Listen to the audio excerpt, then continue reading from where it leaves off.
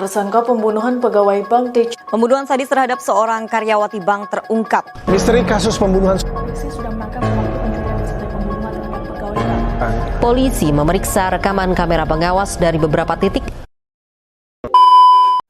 Dari cuplikan di atas dapat kita tegaskan bahwa telah terjadi pembunuhan di kota Singkawang, Kalimantan Barat. Berikut kronologi kejadiannya. Imas dan Susan merupakan pegawai bank di kota Singkawang, Kalimantan Barat. Mereka berdua mulanya berteman dengan sangat baik, tetapi pada saat Imas mengetahui bahwa Susan telah menikah dengan mantan pacar Imas, disitulah Imas mempunyai amarah dan dendam terpendam. Oleh karena itu, Imas merencanakan aksi buruknya untuk membunuh Susan. Maka dari itu, Imas mencari orang yang dapat diajak untuk bekerja sama melakukan sebuah aksinya tersebut. Dan tak lama kemudian, Imas menemukan seorang pria bernama Restu yang dapat membantu untuk melaksanakan aksinya tersebut. Restu merupakan seorang pria yang sedang membutuhkan dana yang cukup besar untuk mengobati ibunya yang sedang mengidap sakit keras. Oleh karena itu, Restu menghalalkan segala cara untuk mengobati ibunya tersebut.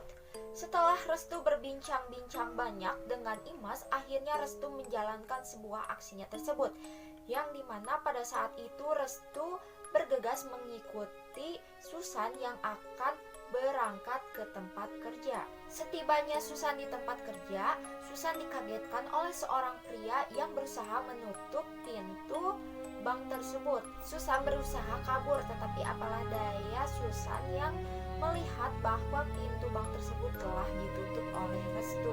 Tak lama dari itu, Restu mengeluarkan senjata tajamnya, sehingga Susan kebingungan dan panik.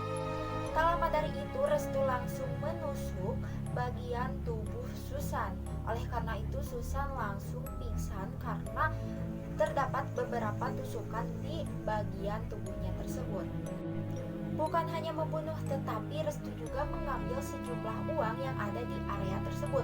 Oleh karena itu, Restu langsung bergegas untuk membersihkan pisau yang penuh dengan darah, lalu Restu keluar dari tempat itu.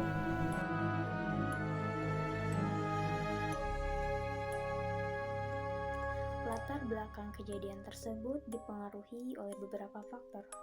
Faktor diantaranya adalah dipicu dari rasa dendam pelaku, yaitu Imas, terhadap korban yang bernama Susan terkait masalah hubungan asmara, yang bermula dari rasa sakit hati pelaku terhadap temannya sendiri, yaitu si korban, dan mantan pacarnya, yaitu suami si korban.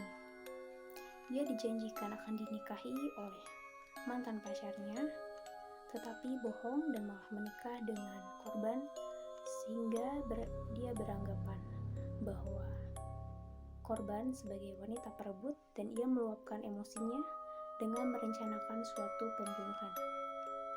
Ia merencanakan suatu pembunuhan dengan meminta bantuan orang lain yang bernama Restu.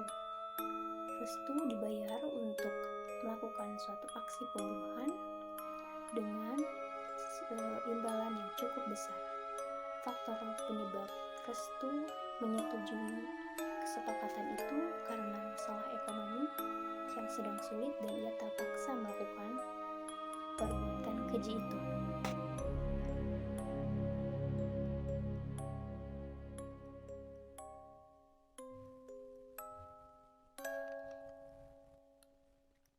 Seperti yang terdapat pada pasal 338 KUHP tentang pembunuhan yang berbunyi barang siapa yang sengaja merampas nyawa orang lain diancam karena pembunuhan dengan pidana paling lama 15 tahun penjara.